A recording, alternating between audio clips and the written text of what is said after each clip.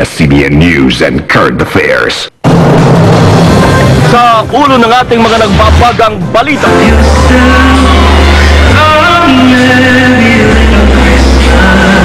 At Charis at International Teen Idol David Archuleta nagde-date na nga ba?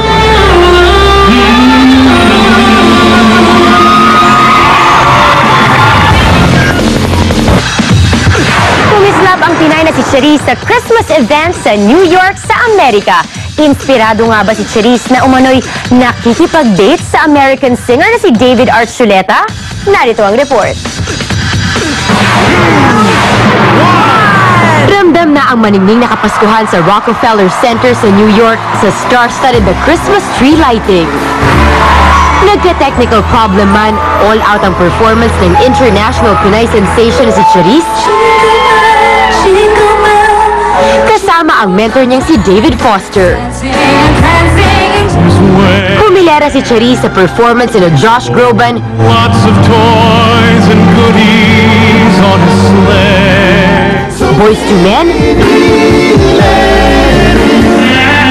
Bago ito, nakipagduet si Charis sa talent search finalist na si David Archuleta sa Christmas tree lighting sa The Grove sa Los Angeles, California.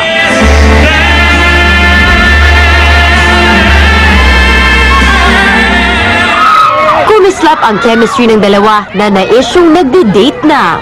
Bagay na kinlaro ni Charis. First of all, I am friends with David Archuleta, and he's a great guy.